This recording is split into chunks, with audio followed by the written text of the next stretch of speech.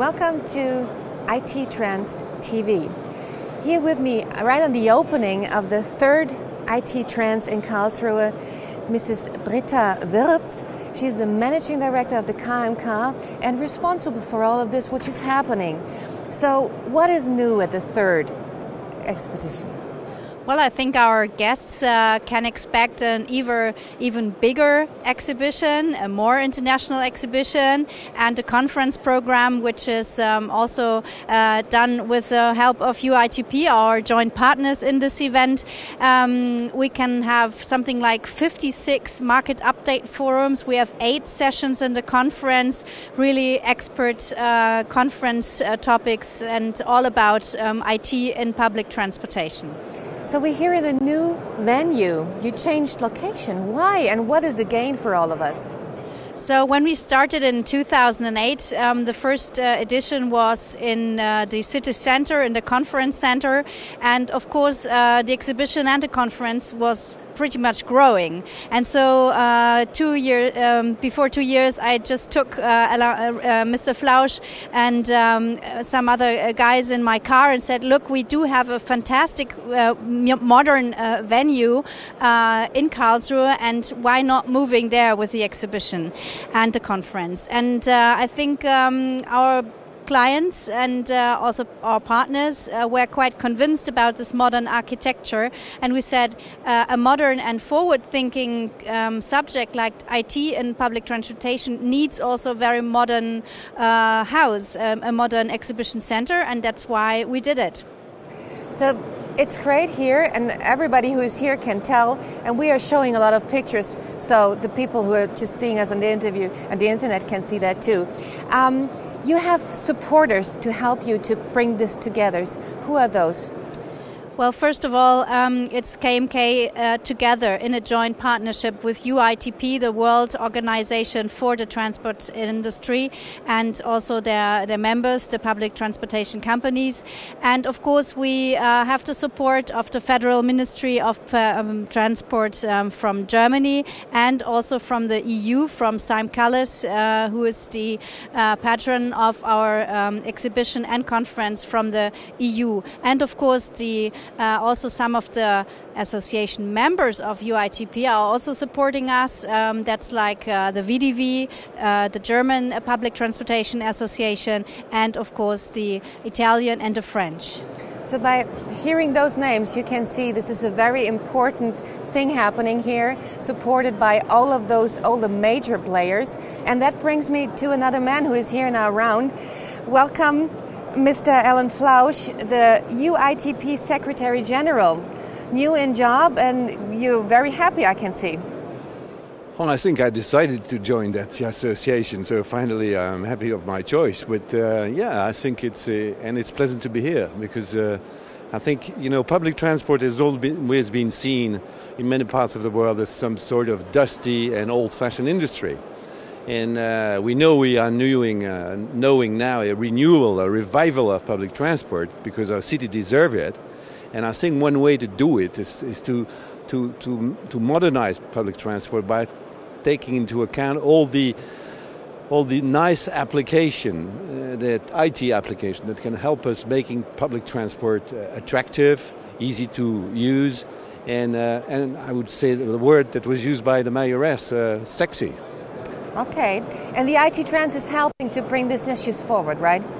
Yes, because for many of our old operating companies, it's still a world to discover, because they're used to wheels and traction power and things of that sort, and not to apps and IT new tools. So if they can get acquainted with this and use those new technology to make their system more attractive and to attract new ridership, then that's our goal. Wonderful. By the PTX2 concept, the UITP aims a double number of public transport passengers worldwide by 2025. What are the biggest challenges here? Well, I think, first of all, this figure of doubling market share is of course not applied the same way in any part of the world. It's a worldwide figure. Now, in Karlsruhe, where the results are already fantastic, doubling would be quite a challenge. The same would apply to Hong Kong, where they are 85% market share, so they can't double it. But for the rest of the world, there are plenty of places where they are 5% today and where the car industry is still roaming the world. And I think for that purpose, the major challenge is, of course, there are financing issue, there are policy issue, but what I think is the topic today is how to change citizen and how to make citizens switch to public transport. The modal shift, as we use it in our jargon.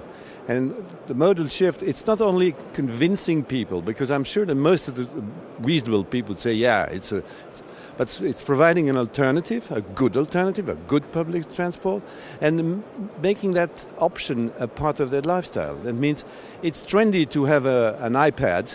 It's also trendy to use my iPad on the light rail. And because it's the right way to do, and I see the new generation doing that way. So what do you think are the key topics of the ITV Trans 2012? Oh, from a technical viewpoint, there are plenty of issues. For instance, having good data and good formatted data so that we can exchange them between the different systems is one of the issues.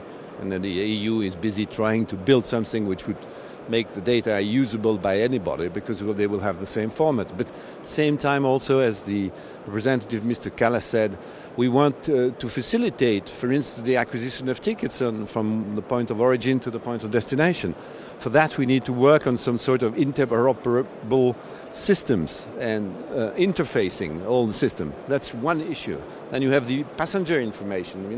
During disruption time, it's the worst that can happen to any passenger is that when the travel is disrupted, he doesn't know what to do, where to go. We need to help him, first inform him, then offer him option of new way to go where he wants to go, and so there's plenty of things that's going to make our customer happy. So let's think about the next 50, 100 years. Where are we going? What is the future? It's a very difficult question because I think we're still working on the format of public transport of the 19th century. It's still the same thing: trucks, coaches, and we have today what we're doing. We're trying to make it more modern, more attractive, but it's still the same old format. And I think we ought to work in the coming years on can we go a step further and review the whole system, because our networks may change a lot in the 50 years from now. But for the time being, what I'm busy doing is trying to avoid all the congestion problem, the climate change problem, and that's today. And that's today that we have to do it. And that's why I think we have to put so much energy in attracting people because it's the future of our cities which is at stake for the 20 years to come. Look at just at the climate change issue. And if we do not do something, we will be really in deep trouble. And I feel the trouble. Thank you very much. That gives me a good chance to go to somebody who is right now trying to make the right decisions, that everything is going smooth. With me is Dr. Veit Steinle, Director General Environmental Policy and Infrastructure of the department. There are so many things you're responsible for. Department Policy issue, Federal Ministry of Transport, Building and Urban Development in Berlin. Thank you that you're here. What are the great challenges in public transport in Germany at the moment? You mentioned the three parts of our ministry, and I think that's very important that we put together transport, construction and development of the cities. I think that's the main challenge we have. And mobility in the passenger sector is growing. And there the pressure imposed by traffic also grows, especially on cities, and there we have burdens like, for example, noise emissions, air pollution, land take for transport infrastructure, and we have then also increased risk of accidents and congestion. And we want to reduce these burdens, but at the same time we want to ensure that the population remains mobile, That's very important. We want that one. We don't want is that we say they can't move anymore. We want that the people can move and they can make their journeys, and that's necessary for our society and also for our industry production, I think. We need the same for goods, for example. If we cannot move goods, then we will have great problems, not in our society, because it's now a global society, and therefore it's necessary that we have the links between the cities and their hinterland, the ports, the airports, or other urban centers. And we need also the development of business areas or centers of science and research. For example, as we have it here in Karlsruhe. I heard this morning you have 8 universities, for example, here in the city. Karlsruhe is definitely amazing in the new technology and in a lot of new people coming out to reaching out for new solutions. So what is the most topic or the most important topics for you, for your government, for your ministry for the next years? What do you want? Where do you aim for the future? Imagine we have every day 28.5 million passengers in public transport. That means we want to increase it, and I think it will increase in the future, because that was the most interesting thing for us. The behavior in traffic is changing. Younger people, normally, when I've been young, you have to have a driver license with 18 years. Today you have in the cities many young people who don't have a driver license because they move otherwise. They go by feet, they take the bicycle, they take the buses, they take the light trains, or they take the trains. And they use normally public transport. In the rural areas, it's normally different, because there, when you want to move into anywhere, there you need a car, and therefore that's a little bit difficult for us to get here development what is balanced, and there we have some problems. Then we need what we have heard before, all these informations in the IT sector for those people who are using public transport. And what's also important for us, we need also an electrification of the public transport. That means not only the light trains, but we need, for example, electric buses, or we'll need battery, that means battery or with hydrogen-driven buses.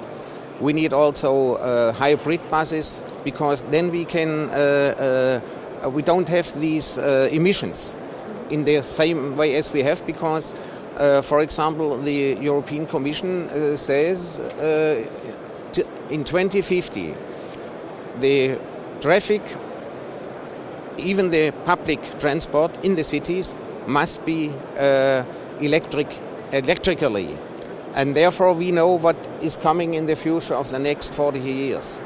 And even we have it now also in Germany. You only can drive in with a special sign on your front sheet where it's written 4, a green 4, and in some cities you are not allowed to go with elder cars to come into the cities, and therefore these people have to stay outside the city. And what they must do then? They have to use public transport then. So we see there are a lot of goals to take in the future. There are a lot of people who are working on that they are going to happen, that we have a good solution. Mrs. Wirtz, one last question to you as host. How important is it for you to have this IT Trans here in your home and featuring it and giving it the power that it needs?